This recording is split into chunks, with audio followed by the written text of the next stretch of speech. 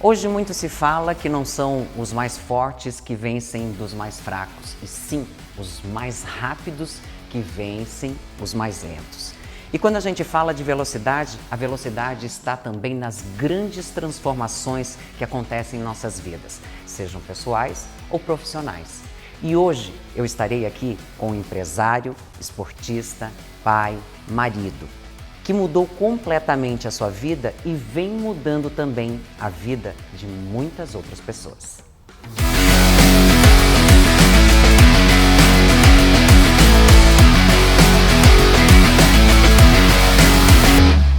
Pois é, as grandes transformações acontecem na vida da gente quando a gente realmente sabe o porquê que a gente está nesse mundo. E o nosso entrevistado de hoje, Ricardo Martim, sabe muito bem disso e vai contar um pouquinho pra gente sobre a história de vida dele e todos os sonhos que ele vem realizando aí ao longo desse percurso, né, Ricardo? Obrigado pelo convite, agradeço muito estar aqui com você, é uma honra. Bem, a minha história desde pequeno sempre foi busca de sucesso. Eu, desde pequeno, a minha ideia sempre foi crescer. Eu tinha uma gana muito grande para isso, então meu esforço sempre foi no sentido de crescer e alcançar algum objetivo. Mas como é que vem essa gana, assim, do sucesso, de querer ter sucesso? O que era sucesso para você? Então, na época, menor, aquela história de, puxa vida, olhar o objetivo, pessoas que já estavam lá em cima, vindo de uma família humilde. Não tínhamos falta de nada, porém meu pai era operário, Volkswagen, quarta série, então era uma pessoa com meu campo de visão era muito pequeno. Porém nós enxergávamos empresários, CEOs, diretores, então eu falei, olha, eu tenho que fazer alguma coisa para mudar de vida. Eu sempre quis ter algo mais e isso me motivava a crescer. E eu tinha um tino desde pequeno para venda, então eu sempre tinha alguma coisinha pequena, eu arrumava um vizinho, queria vender para ele, tinha alguma oportunidade. Então, eu encontrei que isso poderia ser um dom para mim. Mas isso você tinha mais ou menos que idade, você lembra? Olha, você vai assustar, mas comecei com isso com 6, 7 anos. Tem algumas histórias, eu sempre fui muito observador, sempre observador. Então, as pessoas mais antigas, não você que tem cara de novinha, mas o que nós fazemos? Estou ganhando ponto com a entrevistadora. Mas eu andava na feira, por exemplo.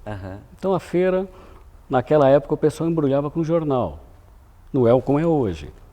Eu, puxa vida, ali tem jornal e eu tenho um vizinho que joga jornal fora. Entendi. Aquilo já me deu uma vontade, puxa vida. Eu perguntei na época para o feirante, você compra isso? Compro.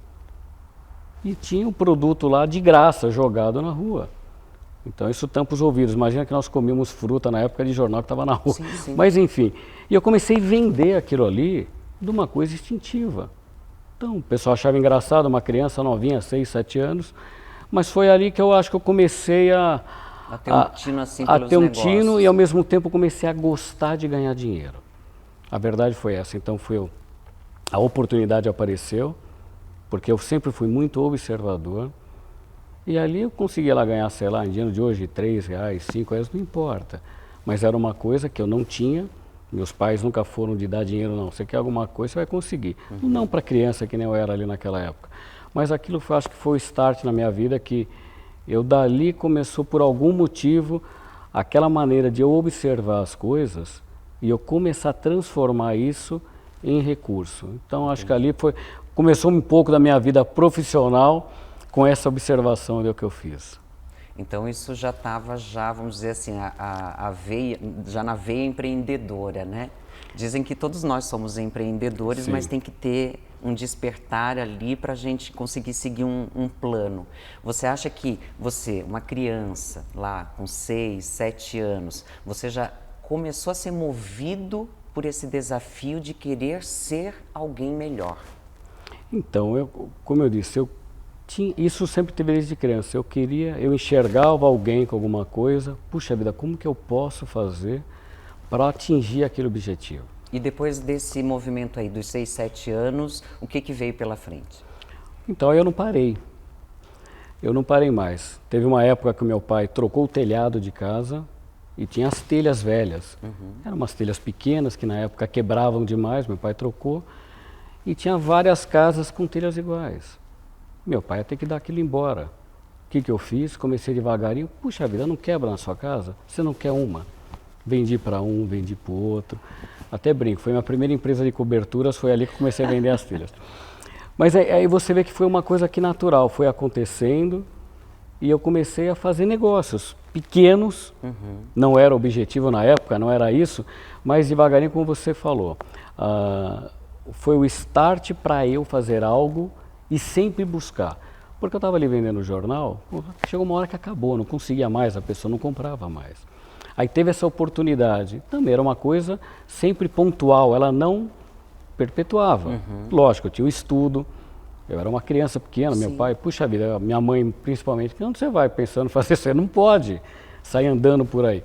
Mas então foi, acho que ali o start da minha vida profissional, principalmente na parte de vendas, foi quando eu comecei a buscar sempre oportunidade, um pouco maior, aí eu comecei a trabalhar numa loja de acessórios de carro, e eu fazia instalação de rádios, na época tinha os adesivos que eram colocados, uma coisa muito pequenininha, aí já com um pouco mais de idade, 13, 14 anos, e eu trabalhava, além de pegar e fazer a instalação, eu praticamente era o vendedor do negócio. Oh, isso fica bacana, isso fica legal.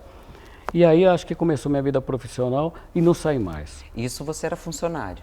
Funcionário. Funcionário. Funcionário. Imagina a hora que tivesse o próprio negócio, o que não seria capaz de fazer.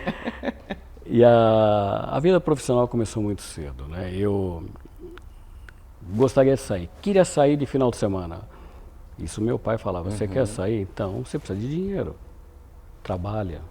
É porque hoje a gente vê, né, essa mudança, né, que ocorreu das nossas gerações para as gerações de hoje, dessa facilidade de, é muito fácil chegar para o pai, para a mãe, pedir e ter ali. Você não, você começou toda a sua história já querendo algo melhor, mas sabendo que realmente você precisava correr atrás. Eu tinha que conquistar. Então isso para mim, o não que eu tinha, ele não era um problema, pelo contrário. Aquilo me impulsionava a buscar alguma coisa. Então, puxa vida, eu quero sair desse final de semana. Tinha um feirante lá perto de casa que ele contratava meninos para pegar e ajudar a carregar as caixas para levar até a feira. Opa, paga, então tá jóia. 4 da manhã, lá tá o seu Ricardo na frente lá na época era uma casa, e terrível ainda para me ajudar, era tomate, pepino, as caixas mais pesadas. Trabalhava das 4 até meio-dia de feirante. E até te falar uma coisa, a feira é uma coisa interessante na minha vida. Eu amo uma feira. E olha que a feira, você negociava, você estava lá, você lidava com o público, fazia contas, você tinha que comprar as coisas e fazer. Então, eu usava isso de final de semana, puxa vida, vou sair, vou. Então eu tenho que trabalhar para ter o meu dinheiro para poder sair à noite. Então daí foi, e minha vida sempre continuou dessa maneira, né? Eu estudava, estudei no SESI, junto com isso eu fiz um Senai. Meu pai, a vida dele se formou por causa do Senai. Então na cabeça dele é o seguinte, se você não fizer Senai, você não vai ser nada na vida. Então em casa os irmãos todos fizeram Senai. Cada um foi para uma atividade diferente. Eu fui fazer Senai no Ipiranga, que era um Senai de refrigeração. Então imagina, eu estudava à noite, escola normal. Mas por que fazer de refrigeração? Aí foi uma escolha minha, então tinha lá mecânica, tinha alguma coisa, por algum motivo eu entrei no tal da refrigeração. Terminei esse Senai e comecei a trabalhar numa autorizada Brastemp, que chamava na época. Talvez você vai se recordar isso, eu nem sei se tem isso ainda, mas enfim. E ali eu tinha de 16 para 17 anos. O proprietário era um diretor do grupo, hoje Brasmotor, que na época era o grupo Brastemp, e ele gostava muito de mim, começava a me explicar muita coisa. Em pouco tempo, eu com 17 anos estava cuidando de quase todas as autorizadas Brastemps que ele tinha em Santo André. E ali já ficou muito próximo de eu começar meu primeiro negócio. Isso 16, 17 anos? Eu trabalhei ali, acho que com ele, como funcionário, acho que uns 3, 4 anos. Comecei na oficina, consertando geladeira, eletrodomésticos. Você foi passando por todos os processos dentro Então, da de empresa. ajudante de oficina, comecei a trabalhar sozinho numa outra parte, comecei a trabalhar nos estoques, cuidando de algumas coisas, passei a ser um técnico de campo, que fazia os atendimentos fora, e depois eu virei gerente de uma das autorizadas dele. Isso eu tinha 17 para 18 anos. Então, bem novinho e ajudando o negócio a crescer. E eu entrei na faculdade. E aí tem uma história bem bacana que eu conto. Nem todos gostam de seguir. E eu fiz o que naquela época lá, com meus 17, 18 anos? Sempre gostei de carro, sempre fui apaixonado por carros, era uma coisa que eu olhava muito. Hoje em dia o pessoal olha no celular. Naquela época não tinha celular, não tinha nada, gostávamos de ver na rua. E eu comprei um consórcio. Morava com meus pais. Então eu tinha meu salário, ele dava certinho para pagar o consórcio. Terminei o colégio e entrei na faculdade. Então, primeiro mês, e quem tinha que pagar era eu. Eu queria fazer faculdade, o recurso era meu. Passou o primeiro mês, meu pai me ajudou. O segundo mês eu tinha que me virar. E aí veio uma decisão nada fácil na época, para um rapaz de 18, eu já estava com 18 para 19 anos, eu tinha que decidir. Ou eu fazia faculdade, ou eu pagava o consórcio do carro. Então eu deixei de estudar para pagar o tal do consórcio, que é uma coisa hoje impensável. Eu não daria esse conselho para filho, para amigo, para ninguém. Mas olha que interessante que aconteceu na minha vida. Isso aconteceu com 19 para quase 20 anos. E uma das autorizadas desse diretor da época, que era o proprietário, era uma rede, ele ia fechar, porque não estava dando lucro, era uma coisa para ele pequena. E eu falei, olha, não fecha, deixa eu cuidar. Ele falou, não, isso é uma coisa que não dá certo. Eu falei, então vou fazer o seguinte, vende ela para mim. Mas vender? Para ele foi uma coisa interessante, você vai vender, você na época eu ganhava salário mínimo. Ele falou, não, eu pago, eu dou um jeito. E nesse mesmo período me acontece essa carta de crédito do consórcio foi sorteada. Eu falei, vamos fazer uma coisa, eu tenho uma carta de crédito de um consórcio. Eu te dou ela, você me dá a empresa. Ele falou, olha, eu ia fechar, mas você quer mesmo? Quero. Eu nunca vi esse carro, mas foi a minha primeira empresa. Então você vê como uma decisão, Deus mexe com a gente de uma maneira, é incrível, e basta você entender naquele momento o que era melhor para você. Então para muitos aquilo é uma decisão maluca, então você vai deixar de estudar uma faculdade para pagar um consórcio. Minha mãe queria me matar na época, mas enfim. Então num espaço muito curto de tempo, coisa de um ano e meio, saiu essa carta de crédito. E naquele momento eu tive meu primeiro negócio que na época era para cuidar de parte de refrigeração, muito pequeno. Para você ter uma ideia, tinha 2 funcionários, eu era um deles, então tinha um na verdade, e foi dali que eu comecei a minha vida profissional. Ali foi a grande decisão. Foi. E eu vou até fazer uma pergunta bem pessoal, porque Manda. eu acho que assim, tomadas de decisões, muitas pessoas, né, acham que a gente precisa perguntar para um monte de gente, né, se a gente está tomando a decisão certa. Você chegou a perguntar para o seu pai, para sua mãe? Não. Você agiu mesmo com o seu coração ali na hora? Aí é um pouco até do tino comercial que eu tinha. Então, meu pai e minha mãe, eles eram muito Meu pai era um metalúrgico. Então, a visão dele era trabalhar numa fábrica, ser honesto. Isso ele me ensinava de uma maneira muito rígida. Agradeço demais por isso. Mas o negócio era trabalhar numa fábrica. Ninguém ali do meu meio era de negócio. Então, eu mesmo, até entendendo um pouco disso, eu falei, puxa vida, se eu vou perguntar isso para eles, eu acho que eu ia escutar um não. Então, na época, com certeza, porque a maneira deles enxergarem era essa, né?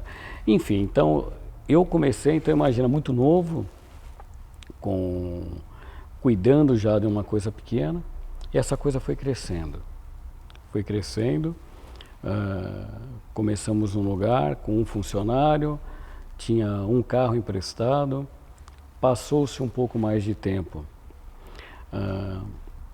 Eu já não trabalhava mais com eletrodomésticos, já comecei a trabalhar com máquinas maiores. Mudei de lugar porque ele era muito pequeno e aí foi crescendo.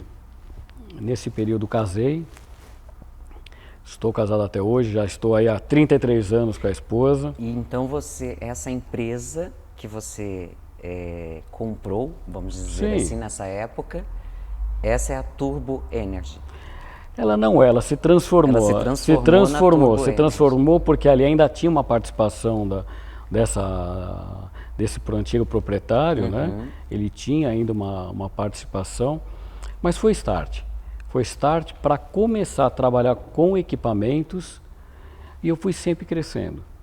Então, como eu disse, eu sempre busquei essa parte de crescer. Apesar de eu não ter feito a faculdade, eu não parava de estudar mercado. Mercado. Hoje eu estou aqui. Qual que é o próximo degrau? O que eu posso fazer para atingir aquilo? Então isso é uma coisa que eu nunca parei de fazer. Você sempre teve metas bem estabelecidas na sua vida? Para crescer, eu sempre buscava subir. Nós temos a tal da pirâmide que todos falam muito disso. Como eu faço para chegar no próximo passo? E eu fazia isso, apesar de ser muito jovem, eu fazia com uma maturidade muito grande.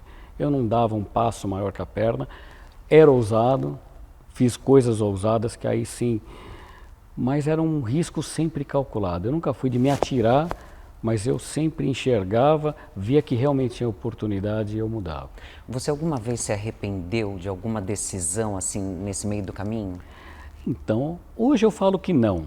Sempre no momento quando acontece alguma coisa, você, puxa vida, podia ter feito diferente, não tenha dúvida. Hoje eu tenho 53 anos, já passei por várias situações de alta, baixa, crises, isso aconteceu demais. Mas no momento você se arrepende algumas vezes. Mas hoje não. Como empresário eu sei que tudo foi para forjar, tudo foi para crescer e foi aprendizado e foi chegando. Então dessa empresa que eu era pequeno, estava em Santo André ainda, eu sou de Santo André, e apareceu uma oportunidade para ir para Jundiaí. Ficar sócio de uma empresa já que trabalhava com equipamentos industriais, não era mais uma coisa doméstica, coisas menores. E nós decidimos juntar as empresas. Olha que legal. Mudei de Santo André, fui para Jundiaí. Aí comecei a trabalhar com o que hoje eu trabalho, isso foi em 96. Então já faz aí um tempinho. Então eu deixei lá a empresa de refrigeração que trabalhava com parte doméstica, já tinha começado com trabalhar com alguma coisa industrial, para trabalhar somente com equipamentos industriais. Eu vou fazer mais uma perguntinha aqui, que eu adoro essas perguntas, né? Você pensou em algum momento em desistir? Não. Porque assim, a gente vê muitos empreendedores que quando o negócio, né, o bicho pega, como a gente fala, desistem. Isso nunca aconteceu comigo. Isso é uma coisa que eu nunca fiz. Puxa vida, é melhor eu trabalhar numa indústria, numa empresa, trabalhar CLT? Não, eu nunca tive isso. Então eu parei de trabalhar como empregado. Mesmo nos momentos mais difíceis? Mais difíceis. Eu buscava caminhos para não perder o que eu tinha, mas continuar crescendo. Então essa busca do crescer na minha vida foi muito importante. Foi muito importante. Então eu em 96 fui para Jundiaí, fiquei sócio de uma empresa. Fiquei com essa pessoa durante 3 anos, me ajudou demais, era um engenheiro extremamente inteligente, é no mesmo ramo que eu trabalho hoje. Porém nós tínhamos aí uma diferença de idade muito grande. Então imagina, eu saí de Santo André, fui morar em Jundiaí, levei esposa, filhos, tudo novo para nós, mudar tudo para nós. Mas eu tinha 25 para 26 anos, aqui em 96, então quando eu mudei foi em junho, meio de ano mais ou menos, eu ainda tinha 25 anos de idade. E a pessoa que eu fui ser sócio tinha a minha idade hoje, 50 e poucos, quase, acho que uns 53 por aí. E ele com a cabeça já, puxa vida, ele trabalhava numa empresa, montou, tinha uma vida estável, calma, crescendo é bom. E eu louco. E você doido, né? Não, eu quero conquistar o mundo, não era para mim aquilo. Para você ter uma ideia, a empresa, eu com menos de um ano, a empresa subiu 2 vezes o faturamento. Eu fui para lá como sendo uma coisa nova, aprendendo o que tinha, trouxe essa minha maneira de trabalhar. Então, crescia, e ele, não quero, eu não quero mais clientes, eu não quero. Eu falei, isso não serve para mim. Foi quando eu teve uma oportunidade de uma empresa alemã, veio para o Brasil e buscando distribuidores. Era uma pessoa que eu representava uma marca americana, junto com esse sócio, e ele saiu da marca americana para ser o CEO de uma marca alemã e nos convidou para ser o distribuidor no Brasil. Isso aconteceu entre 98 e 99. Então nós fomos convidados e esse meu sócio falou, não, eu não vou mudar, começar com uma coisa nova, isso não é para mim. Aí nesse momento lá vai eu ter uma decisão sozinho de novo.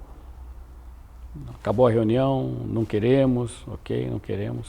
Passou um dia, procurei essa pessoa, falei, olha, ele não quer, mas eu quero.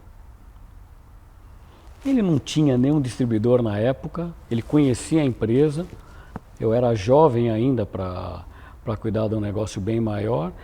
Eu até acredito que hoje ele é meu amigo, mas ele falou assim, na época eu não tinha muita opção, Sim. Então eu precisava de alguém, tinha que mostrar resultado. Foi quando eu saí da empresa, aí sim, é a mesma empresa que eu tenho até hoje.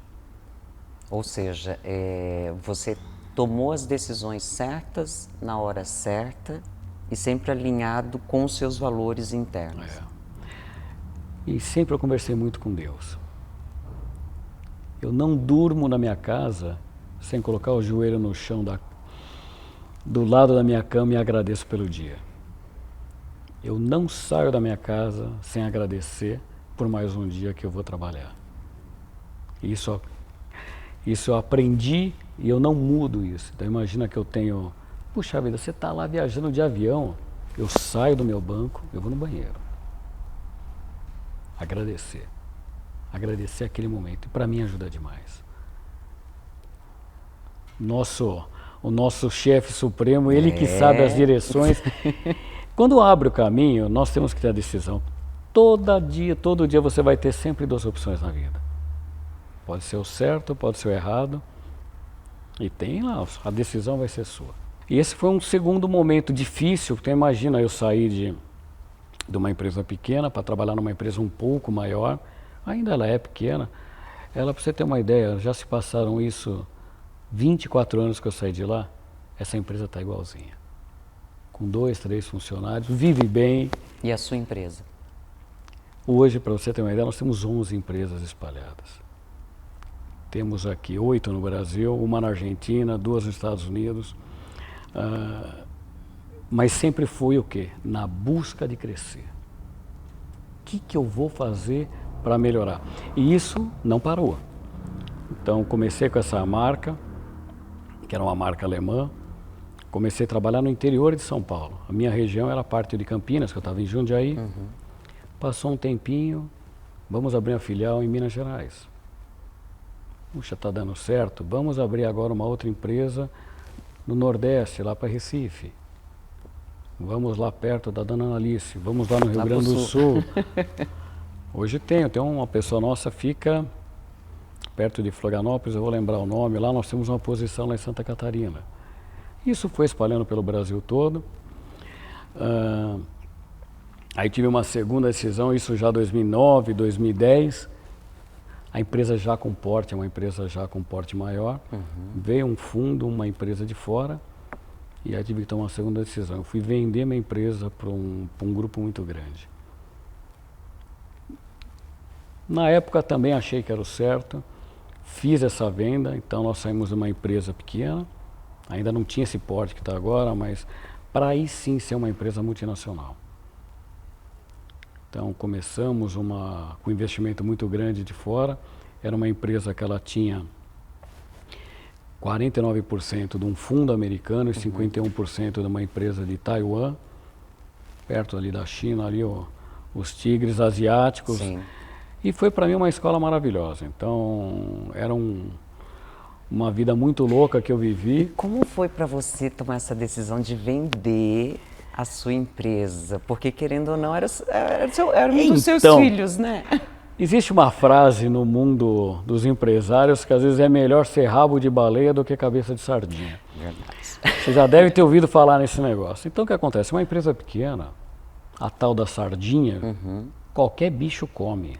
É o passarinho, é a foca, a dona baleia já nenhum bicho consegue pegar. E eu tinha necessidade, empresas pequenas, conforme você cresce, você começa a ficar muito vulnerável e não consegue crescer mais porque o seu concorrente é muito grande. Então são decisões que nós temos que tomar. Você tem que dar um passo maior. Porque você não vai conseguir. O crescer em qualquer parte do planeta já é difícil. Sim. E no Brasil é mais. Mais ainda, né? É mais. Mas é bom a gente estar falando sobre isso, né?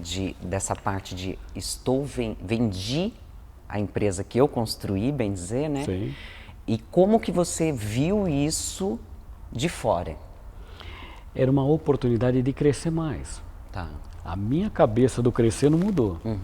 Então era uma empresa pequena, brasileira, e eu passei de uma empresa pequena brasileira para fazer parte de um grupo internacional, um dos maiores do mundo, para cuidar da América Latina inteira.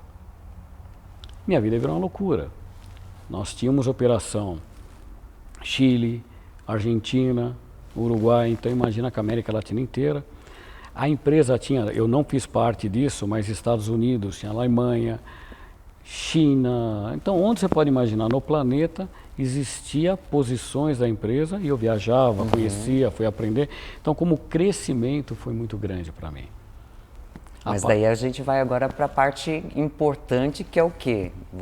Eu lembro que a gente conversando, Claro. lógico que não foi aqui na entrevista, que você contou que você trouxe a empresa de volta. Foi. O que aconteceu nisso daí? Então, o Brasil é um sobe e desce, né? Então, nós temos uma montanha-russa brasileira, que é o mercado financeiro, são crises que não param. Então, o Brasil, infelizmente, aí 14, 15, 16, o mercado brasileiro teve uma crise absurda, Sim. que nós vivemos isso. E grandes grupos, eles enxergam o mercado muito diferente do dono. São fundos. Eles enxergam números. Eles não enxergam aquele amor que a pessoa tem pelo negócio. Nada. Eles não estão totalmente errados, porque eles não são donos, na verdade. Eles estão ali para isso, para ver números. E para mim foi uma decisão horrível, porque o que aconteceu? Imagina, eu estava com uma empresa que era pequena, do nada eu tinha uma posição na América Latina, e eu numa das últimas reuniões, o pessoal dos Estados Unidos diz o seguinte: olha, o Brasil não se põe mais dinheiro. Peraí, pô, como assim? Cadê o nosso namoro de 2009? Somos uma família grande, 2010 finalizamos, assinamos o contrato, que o dinheiro não era problema, é um grupo enorme, para você ter uma ideia, eles têm movimentação de 150 bilhões de ativos nos Estados Unidos, então é uma empresa gigantesca. Ou não, a decisão é essa, então o Brasil não se coloca mais dinheiro. E eles eram dono de 60% da empresa e eu fiquei com 40%. Então imagina, então a empresa estava assim, a crise veio, é um mercado de equipamentos, então são máquinas novas para fábricas novas.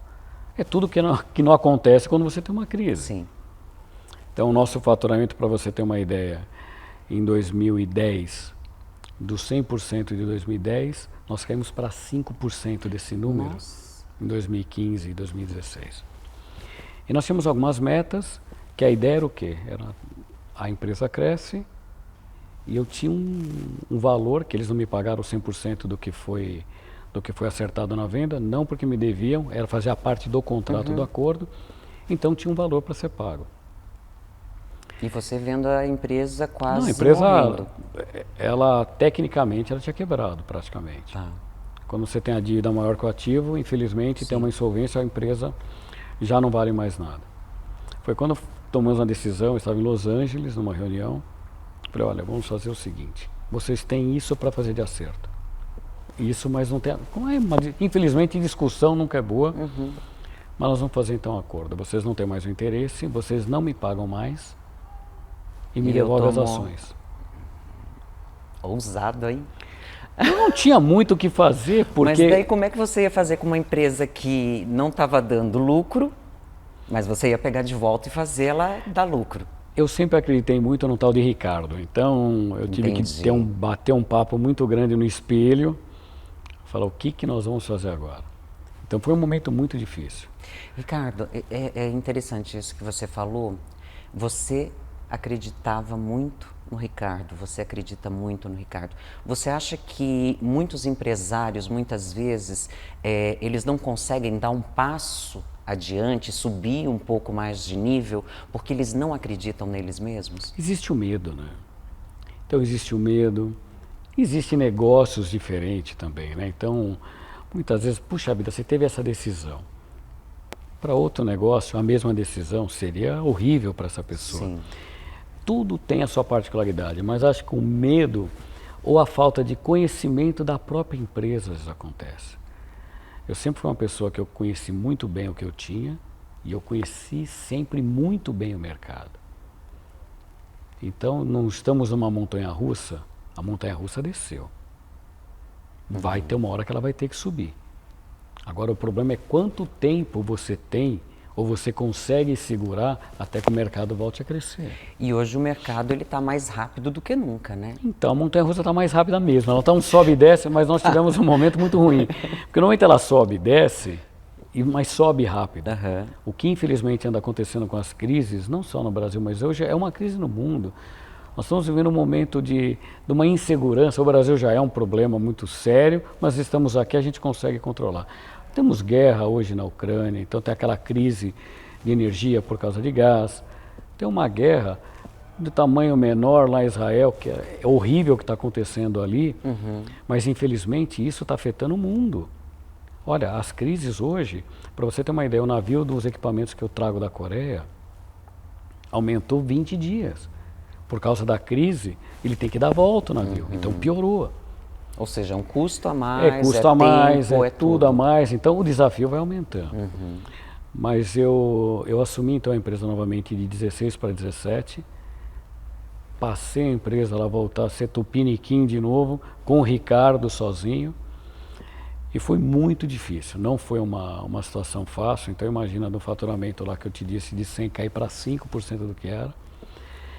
Tive que pegar e mudar 100% a estrutura. Ou seja, você se viu sozinho naquele momento, com tudo aquilo para resolver. Mas tem uma coisa interessante.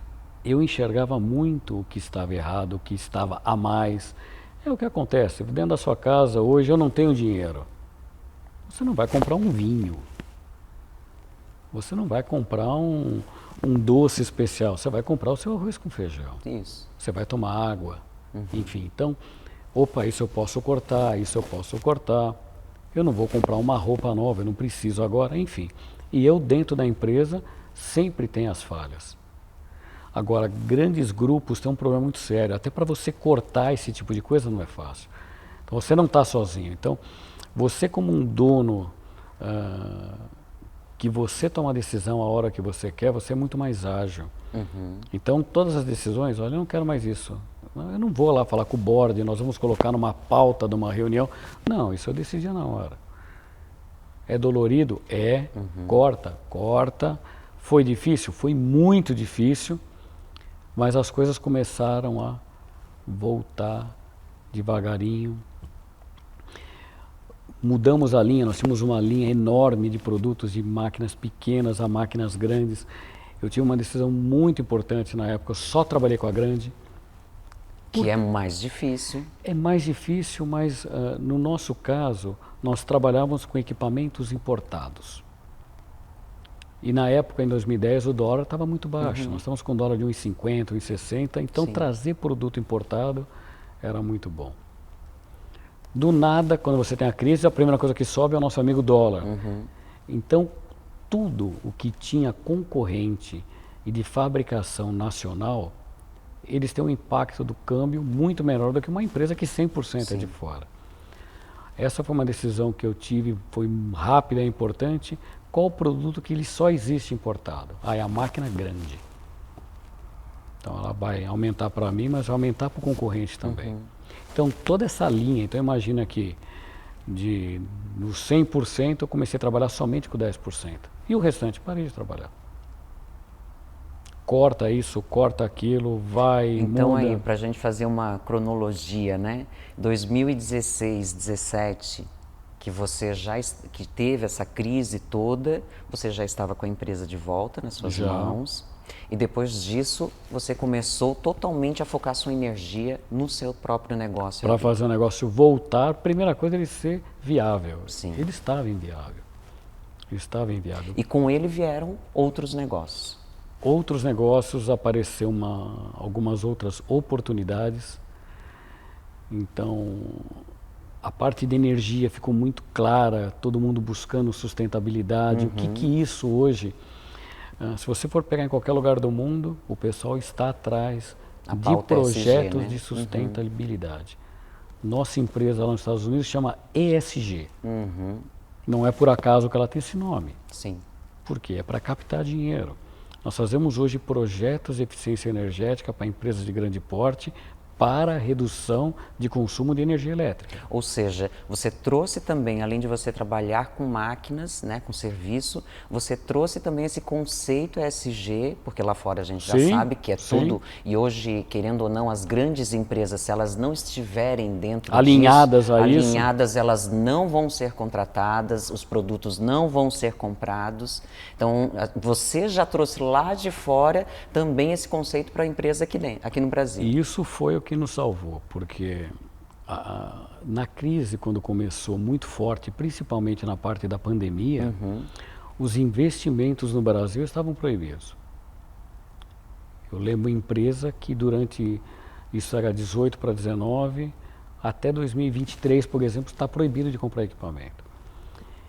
Então imagina que uma indústria, ela precisava investir, mas não podia. Porém, se você conseguisse trazer para essa empresa, de alguma maneira, o investimento pagando com economia, era bem vista. E isso foi que nos salvou. Porque toda empresa que precisa, porque o Brasil é muito louco nesse sentido. Estava uma crise lá fora e o Brasil mesmo na pandemia, ele começou a crescer. Sim. Então as empresas não podiam investir porque as matrizes normalmente de fora, europeias, americanas e assim vai, está proibido você pôr dinheiro no país. Porque esse é um problema lá fora.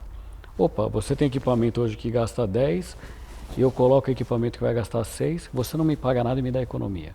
Opa, acho que eu posso ir. Fizemos um primeiro projeto. Opa, acho que isso é bom, vamos fazer o segundo projeto. Então hoje, para você ter uma ideia, nós temos 100% do ar da Pirelli, Brasil e Argentina. Nós temos hoje o ar de Volkswagen. E assim, indústrias somente de grande porte, e começaram a buscar esse tipo de solução. O Brasil ainda ele não está muito claro essa parte de crédito de carbono, porém a nossa empresa já está preparada para utilizar tudo que nós estamos economizando de energia nas indústrias para transformar isso vai virar dinheiro, que aí é o ESG, que é o que nós estamos buscando. Então isso já despertou, puxa vida, opa, aquele cara que estava mal, e já começa a valer a pena, vamos buscar ele de novo. Então hoje nós já temos parceiros que já estão querendo investir na empresa de novo. Se pagar bem, lá vai o Ricardo vender, não sei. Não vai vender novamente, olha, Ricardo. não, isso faz parte do plano, não sei. Mas a busca então do crescer, a busca de não ficar parado, não se acomodar nunca. O empresário que ficar parado e não enxergar as mudanças que estão acontecendo, infelizmente fecha. Nós temos um exemplo no mundo que todo mundo conhece, uma tal de Kodak. Uma tal de Cônica. Inventaram o nosso amigo filme para tirar foto. Demoraram demais para muitas vezes mudar de segmento. Para se atualizar, né? E o que aconteceu? Do nada foram engolidos pelo digital. E qual, assim, você falando isso, né, dessas mudanças que a gente tem que estar atualizado, né, para os empreendedores, empresários que estão assistindo a gente, quais dicas, além dessas, né, de não se acomodar, de sempre estar com a mente aberta, sempre estar estudando, você daria? Não tenha medo. O medo é um problema muito sério. Não tenha medo da mudança. Muitas vezes você tem que dar um passo, olha, será que dá certo? Será vai que doer isso... do mesmo jeito. Mas vai. Mas o que acontece muito, o medo, ele vem muito acompanhado da falta de preparo. Eu mudei, mas eu estudei que aquilo é bom. Uma coisa importante, eu sirvo para aquilo. Nós temos exemplo hoje do jogo de futebol. Nós temos um Neymar, um craque brasileiro, goste ou não goste, ele é um jogador fantástico. Tira ele de lá e coloca ele para jogar basquete. Nossa. Ele não vai ser o LeBron, não vai ser. Ele não vai porque nem ele saber é bom para aquilo. para onde ir, né? Exatamente. Então, você precisa saber aonde você se encaixa. Qual o segmento que realmente você é bom. Você tem um dom para aquilo. Então, quando você se encaixa, você domina, você conhece a tua empresa, a capacidade sua de crescer. Você sabe com que você está querendo mudar ou buscar, realmente tem o espaço, tem oportunidade. Me dá desespero, sabe uma coisa que eu vejo muito? Shopping. Já viu aqueles quiosques que abrem? Sim. Você percebe que eles desaparecem, a grande maioria é muito rápido? É. Muitas vezes uma pessoa pega a economia da vida deles, ou de uma Investe rescisão, naquilo. ele não é para aquilo, e o cara vai montar um café. É por isso que eu perguntei até no início da entrevista para você, Ricardo, porque muitas pessoas desistem, né? E você falou uma coisa aqui porque você sempre acreditou muito em você. Sim. E eu acho que as pessoas, até quando elas entram em algum negócio, se elas não acreditarem nela e quem está junto com ela nessa batalha, elas vão desistir. Elas podem usar a economia da vida inteira para investir naquilo ali, mas na hora que é para trabalhar mesmo, acordar cedo, virar à noite trabalhando, ninguém quer. Então, e é um desafio enorme hoje para essa geração que nós estamos tendo agora, principalmente os jovens. Os jovens hoje eles têm muitas informações. Se nós falamos um pouco disso, eles vivem muito a vida dos outros. Nós vivíamos lá atrás, nós enxergávamos o bairro nosso, a nossa vida, uma televisão com 3 canais, que é o que tinha disponível, que era a informação que eles queriam que nós ouvíssemos. Você acha que hoje a gente tem muita distração? Mas não tenha dúvida. Um dos problemas maiores das empresas hoje é o nosso amigo celular. Você está andando dentro da empresa, você vai ver pessoas olhando. Você vai ver alguém postando alguma coisa, ou vendo alguma notícia, boa ou ruim, está lá vendo, está se distraindo, perde o foco. Então essa parte de ter o foco no que você vai fazer, nos dias de hoje eu acho que é muito complicado. Então a facilidade que enxerga que o outro está tendo. Puxa vida, eu vou fazer um videozinho numa rede social, aquela pessoa ficou rica com aquilo. Sério que ela ficou rica? Então ficou rica, nós estamos falando de um mundo que tem 8 bilhões, eu não sei quantos bilhões de pessoas. Já estamos em 8 bilhões. É muita gente. E desses 8 bilhões aí, uma dezena, uma centena, no máximo conseguiu ter sucesso. Então, foco. O que eu tenho de dom? Cada um tem seu dom. Eu disse, um joga bola, o outro joga basquete, um é vendedor. Tem uma Outra gosta de se comunicar. Temos uma repórter fantástica. Você se comunica bem demais. Então, puxa vida, eu vou parar de ser uma comunicadora e vou abrir uma fábrica de sorvete. Não é para você, pode ser. É difícil. Então, se já é difícil fazer o que você sabe, imagina o que você não domina. Então, sempre o quê? Busque o que você é melhor. Você tem que se conhecer. Sim. Então você se conhece, estuda o mercado, a sua ideia, ela é boa, tem espaço para aquilo. No mundo de hoje a novidade é muito difícil. Eu vou inventar de fazer uma fábrica de sofá. Puxa vida, quantas fábricas já estão trabalhando com know-how, com história, então isso é difícil. Porém, nada é impossível.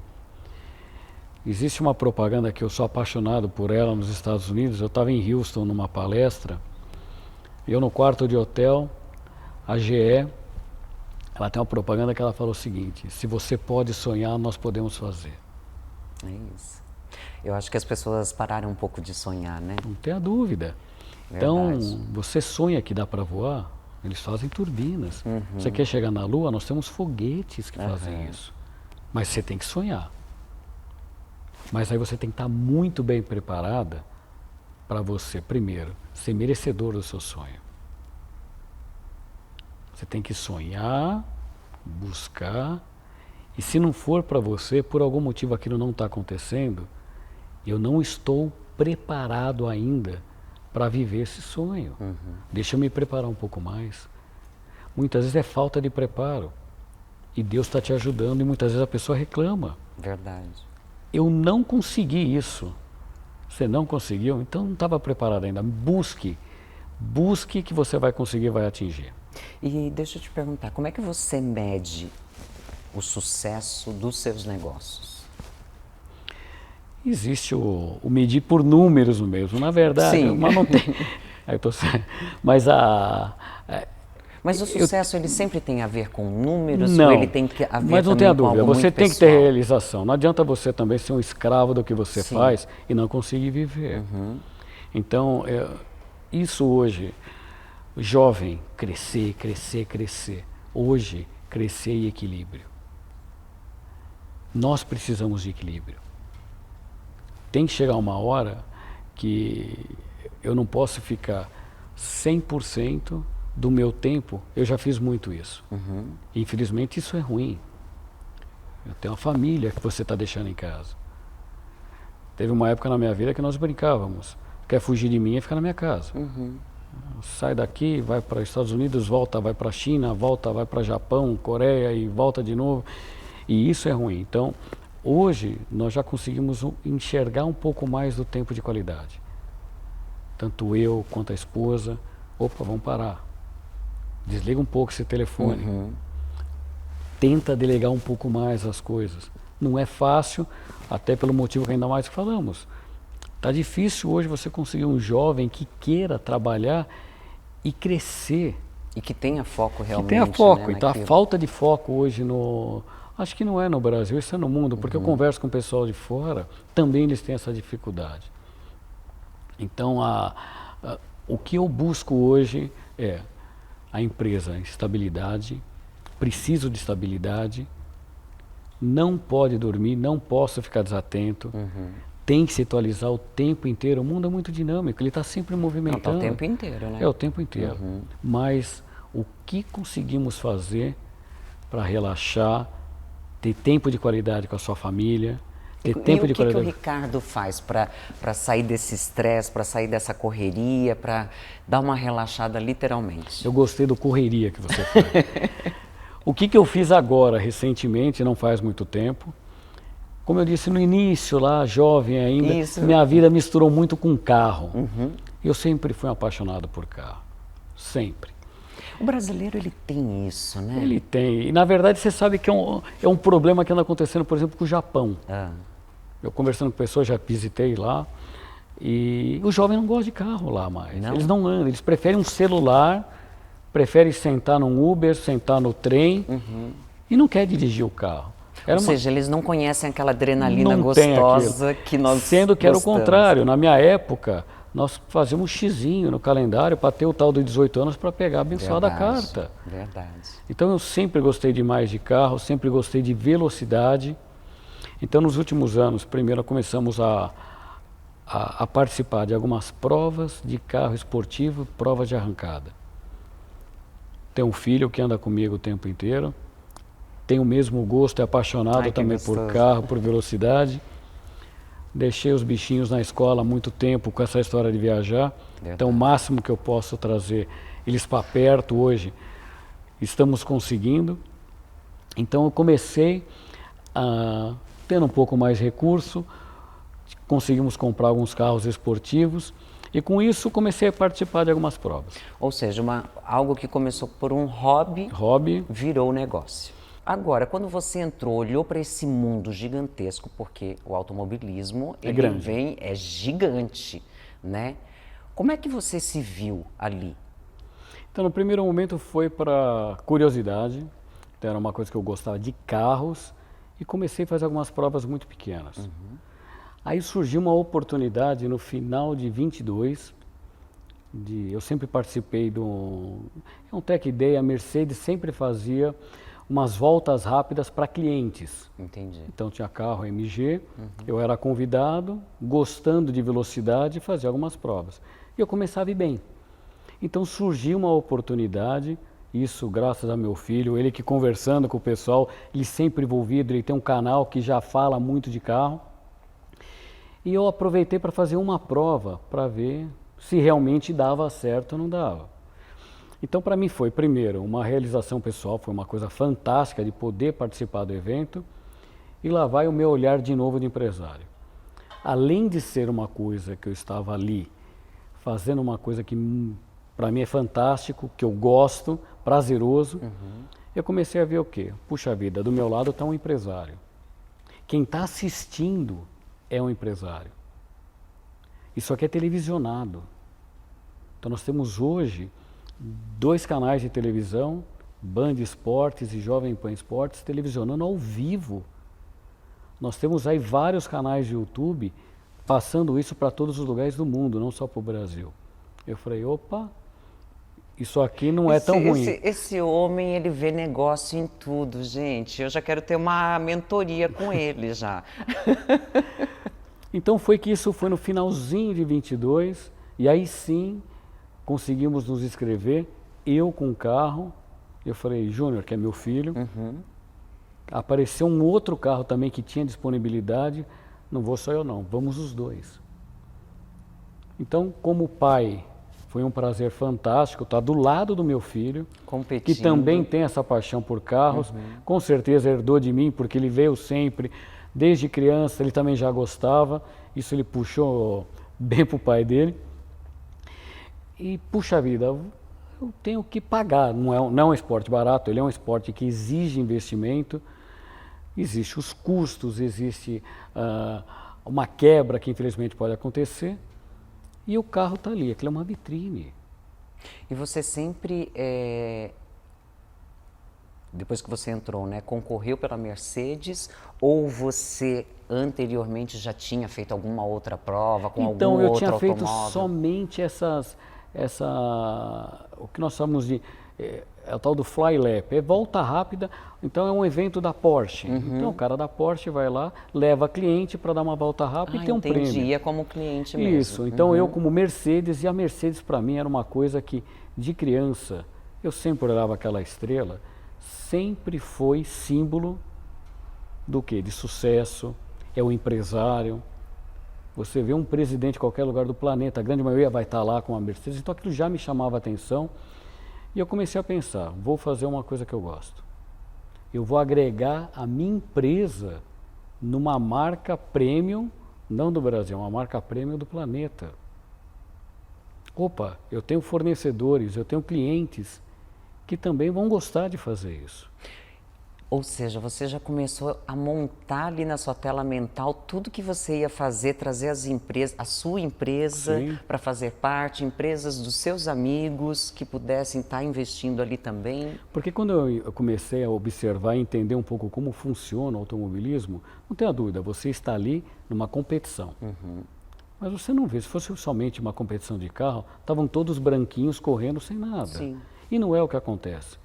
Isso em qualquer categoria pequena, até a máxima que seria a Fórmula 1, você vê que são investimentos muito altos que se colocam no lugar desse. Mas ninguém coloca um investimento alto porque acha bacana. Ele sabe que aquilo ali está marcando o nome da empresa dele, está marcando o negócio dele. E o que é melhor, no caso da Mercedes, está vinculando o nome da empresa dele com uma marca extremamente grande no mundo. Você veio de televisão. Sim.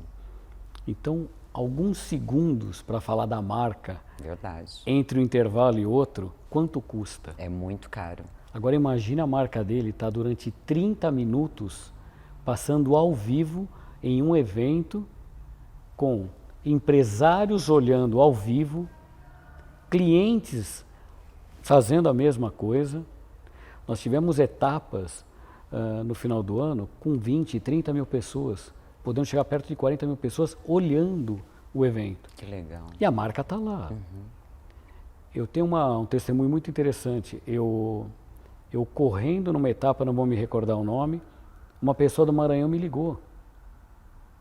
Falou, olha, eu vi você, era você mesmo que estava lá. Então você vê que é um negócio que é uma pessoa enxergou aqui em São Paulo, o cara correndo, por quê? Por causa da marca. Então, ele me conhece, eu falei com ele. Ou seja, as empresas estarão colocando, né, a marca delas junto com a Mercedes e fortalecendo assim mais ainda o negócio dela. E Ricardo, como é que essas empresas elas podem estar investindo? É o quê? É patrocínio? É cota? Como é que funciona? Então, normalmente trabalhamos, o carro ele pode trabalhar com cotas e existe aquele patrocinador master que quer o carro inteiro só para ele. Nossa! E isso é uma coisa comum. Hoje é comum porque, puxa vida, eu quero ter um camarote dentro do paddock do evento.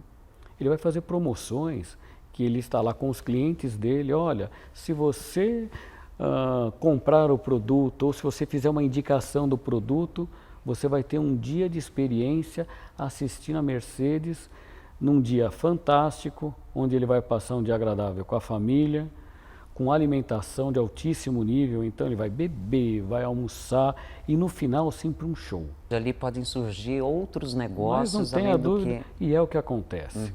É o que acontece. Então hoje, o paddock onde nós estamos, está o nosso paddock, o nosso lounge. Do lado está um outro empresário com os clientes deles, com os familiares deles, então fica um ambiente familiar. O outro está um outro também com clientes. Quando você vai ver, vira um grande balcão de negócios, todos querendo vincular a marca deles com um evento grandioso, junto com uma marca que é a Mercedes. Não podemos falar que é qualquer lugar do mundo. Se você for numa ilha pequena, falar quem que é a Mercedes, o cara vai saber. Não, e é sinônimo de qualidade. E é até legal a gente falar isso, porque assim, nós estamos aqui na Mercedes, em São Paulo, na Dutra, né? Nesse lounge maravilhoso que poucas pessoas conhecem, tem um espaço aqui incrível, que eu acho que assim, com certeza quem está assistindo essa entrevista gostaria de estar aqui, porque realmente é um lugar exclusivo. Então, e esse lugar é maravilhoso. Então isso aqui foi idealizado pelo Beto Fonseca. Legal. Ele é o proprietário da Sambaíba e ele é meu concorrente nas corridas, nas provas. Como é que é essa concorrência de vocês nas provas? Eu fico tentando concorrer mais com ele. Ele já é uma pessoa experiente, campeão por vários anos, então ele já tem aí uma longa história com automobilismo. E ele, por ser um entusiasta de automobilismo, o que ele fez? Ele trouxe o evento para cá. Então ele criou isso aqui. Hoje é um clube da MG, criado por ele. Os carros hoje ficam todos aqui dentro da sede da empresa dele, da Sambaíba. E aqui nós fazemos reuniões, fazemos bate-papos, trazemos clientes para cá, trazemos celebridades como a Annalise, que está aqui comigo hoje. E é um lugar muito bacana. É muito bacana. Aqui fica sendo o quê? É uma extensão do que acontece nas pistas. Nós já tivemos reuniões aqui, que é um lugar maravilhoso, tranquilo. Ao mesmo tempo, você vai ter oportunidade, vai conhecer lá os carros, você vai poder, de repente, sentir o som, uma coisa que dá uma adrenalina maravilhosa com o carro parado. Agora, imagine você com o seu cliente, com a sua marca, podendo fazer isso dentro do autódromo, com a tua marca, com a tua empresa ali do lado. Eu não lembro de alguém que foi a um evento desse e não voltou satisfeito pedindo para voltar. E Ricardo, como é que você se mantém informado, né, com todas essas atualizações no mundo automobilístico? Porque, querendo ou não, você fez no princípio, um hobby. Sim. Né? Você, eu quero dar uma relaxada, eu quero estar junto com os meus amigos, e transformou isso num negócio, né? Que está dando super certo, que vem trazendo aí empresários do mundo inteiro. Então, como que você consegue? Daí eu pergunto isso assim, porque a gente como empresário, né, a gente tem muita coisa para fazer, muitas decisões para tomar. Como que você consegue equilibrar isso tudo? Aí chega num ponto da nossa conversa anterior. Eu agora cheguei no ponto do equilíbrio. Aí você falou, não é mentira. Puxa vida, mas você não está fazendo um negócio para se distrair? Mas aí entra a cabeça do empresário. Puxa vida, eu estou lá, eu quero tempo de qualidade. Vem minha esposa, vem minha filha, meu filho correndo comigo na pista. Isso para mim, a primeira vez que aconteceu isso, para mim foi uma emoção maravilhosa de ver ele do lado. Porque você não está sozinho vivendo o seu sonho. Você está com a sua família também, né? Não tenha dúvida, eu estou com a minha família e aqui virou uma nova família para nós também. Nós temos os pilotos que também vêm com suas famílias. Então nós temos hoje pessoas que estão virando amigos pessoais, que compartilham o mesmo gosto que nós e ao mesmo tempo fazendo negócios. Eu já comprei produtos de outro piloto. Entendi. E estou vendendo alguma coisa também. Negócios vão Eles girando, não param, não param. eles não param. E isso não é só aqui na MG, isso acontece numa Fórmula 1 também.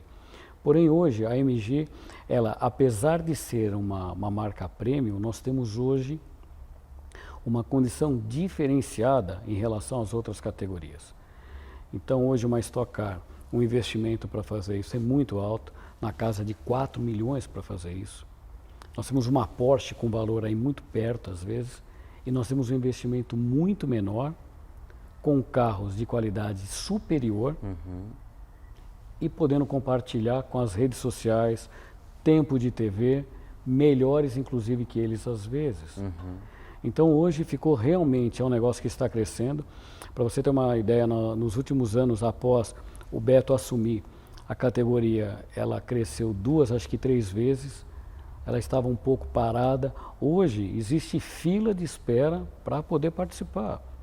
E não é o piloto participar, é o empresário querer estar participando de um evento que ele sabe que vai dar resultado. Então isso daí hoje é importante. Aproveito, não tenha dúvida.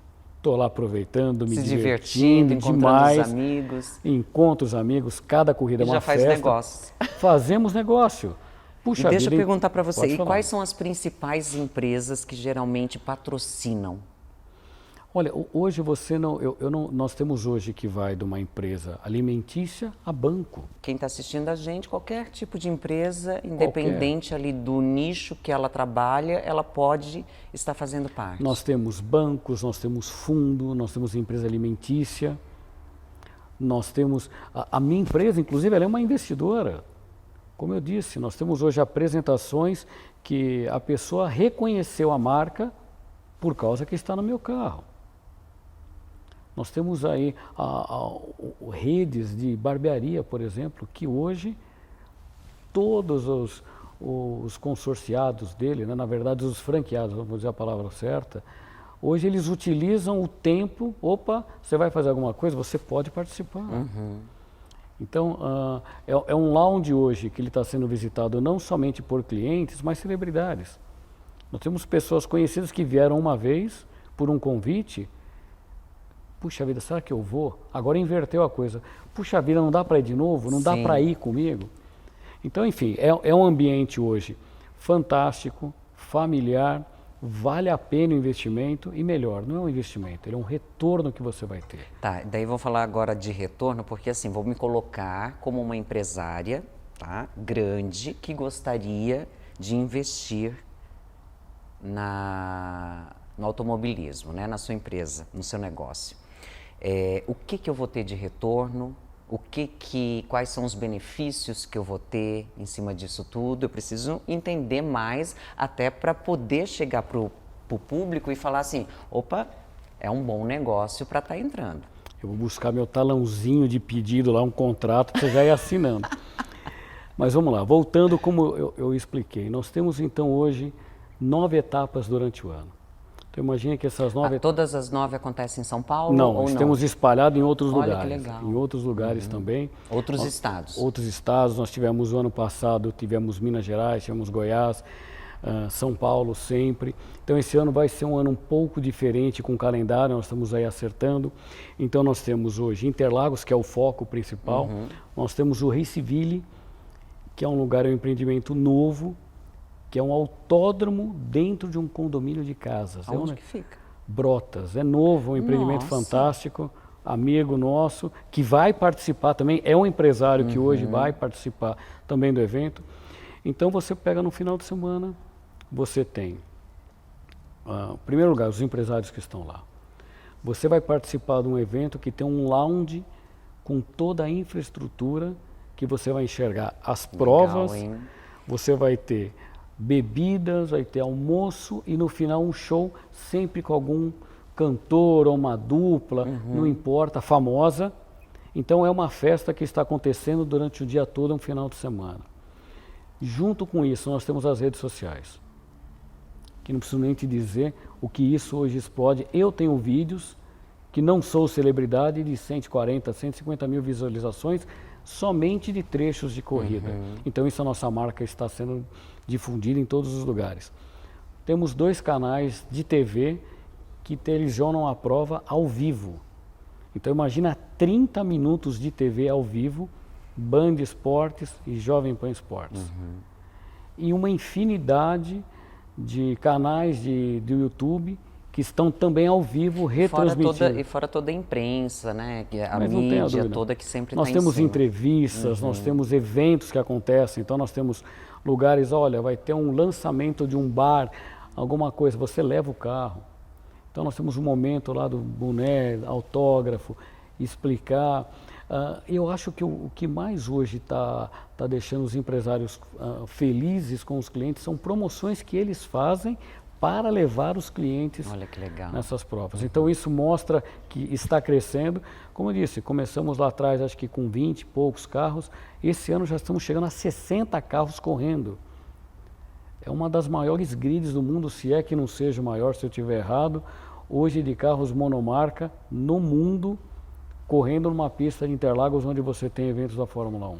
Não, e o bacana, né, Ricardo, é que assim, isso faz com que o próprio empresário, a família do empresário, eles se sintam pertencentes, Mas não tem a dúvida. né, a isso. É comum um empresário vir para conhecer o evento e ele já começar a perguntar como eu faço para participar. Mas eu não quero só olhar, não, estou querendo dar um jeitinho de correr. Aí damos as instruções, tem curso de piloto, tem que ter uma carteirinha. E mulher pode participar? Pode. Nós temos hoje 2 pilotas lá na categoria, Luciana e Taline. Legal. Eu espero que não venha muito mais, não que sejam muito boas, pode vir, mas que andam mais devagarinho. E elas correm junto com os homens, E não por igual. existe discriminação nenhuma. Que legal. Estão lá, o pessoal inclusive anda judiando delas, tivemos umas batidinhas aí o ano passado, mas olha, de altíssimo nível. E onde que pode, é um negócio muito inclusivo, não tem aquela, não vai poder isso, não vai poder aquilo, pelo contrário. Estão lá com a gente, competindo. E vamos lá, se já está convidada, quem sabe já não faz um teste, já vamos dar um jeito de arrumar um carrinho para você dar umas voltinhas. Já né? vou, já. E me conta o seguinte, para 2024, o que vem de inovação? Eu estou sabendo que tem carro novo na área. Sim. Eu sei que tem motor aí fazendo barulho forte e as pessoas elas vão ficar loucas quando elas verem isso. O que vem tudo de novo agora? Então vamos lá, esse ano para nós vai ser uma mudança de chave enorme para nós. Então até 2023 corríamos com 2 tipos de carro, C300, que era um carro de 200 e poucos cavalos, e CLA 45 AMG, que era um carro de perto de 400 HPs. E esse ano está vindo 20 carros GT4. O que significa isso? Ele não é carro adaptado, ele é um carro de corrida. Ele é um carro que tem um motor V8 biturbo de 510 HPs. Esse carro hoje, em todas as provas de endurance do mundo, são utilizados e são campeões. Ele chega a quanto por hora? Então, ele é um carro que ele tem possibilidade de passar de 300 km por hora. Nas pistas que nós corremos aqui, mas mesmo assim ele é um carro aí de 250, 260 numa reta de Você me Interlagos. explicou que tem todo um desenvolvimento, né, dessa parte de fazer com que o carro chegue nessa velocidade. Mas a categoria tem uma coisa muito interessante. Todos os carros são equalizados. Tá. Não existe, olha, aquela equipe ela é mais preparada e vai mexer no motor aqui, outra lá. Ele é muito travado para diferenciar os seus pilotos. É isso que eu ia falar, ou seja, não tem que um carro de uma equipe tem um motor melhor que a outra, não, são todas iguais. São todas iguais. E o que muda, o que vai fazer campeão mesmo é quem está pilotando. É o piloto. Espero chegar lá uma hora, ainda estou um pouquinho mais para trás, é que eu sou novato, apesar de não ser novinho, mas ainda na categoria estou aprendendo. Outra coisa maravilhosa, é uma família. E a família tem uma coisa de boa, todos estão se ajudando. Puxa vida, o piloto número 1 que está ganhando, ele vai pegar aquele que está andando mais lento, opa, faz assim, faz assado, melhora aqui. Eu sou testemunha disso porque como eu comecei novo, todos vieram me ajudar. Pô, Ricardo, ali você não está fazendo isso bem, melhora aqui, breca antes, acelera mais naquele lugar, pode ir que dá. E isso daí é outra coisa que deixa a gente muito feliz e mais seguro. E mais seguro, porque ninguém quer um evento que sai gente batendo, sai destruindo. Pelo contrário, você bater um carro hoje é a marca do investidor que está ali e se acontecer uma coisa grave ele não vai ver. Então, isso assumir a responsabilidade. Não tem a dúvida. Né? Então existe também um cuidado com isso, justamente para todos estarem lá correndo com visibilidade, todos felizes, tanto os que estão na pista como os nossos telespectadores que faz parte do evento com certeza, né? Ou seja, a gente agora vai lá conhecer o carro? Mas já demorou, né? Já temos que ir lá agora. Vamos. Você vai dar uma olhadinha. Mas um último recado de empresário para empresários. Olha, não deixem de investir. Se você quer divulgar a sua marca, pode ter certeza que você vai vincular a tua marca com empresários, com clientes de todo o Brasil e melhor ainda, você está vinculada com uma marca premium no mundo. Isso não tem valor. Verdade. Isso não tem valor. É inegociável, né? Não tem. Então, na verdade, você está sempre agregado ao lado com uma marca de qualidade, o teu produto tem qualidade. Você tem condições de estar naquele lugar porque você tem uma empresa forte. Você tem condições de investir. Então, não tenha dúvida, você colocar o teu produto sempre com coisas boas, que agrega valor, não vai errar nunca, isso eu tenho certeza. É isso aí. Ricardo, obrigada, mas eu quero dar uma voltinha lá no carro. Vamos embora? Vamos embora? Então vamos.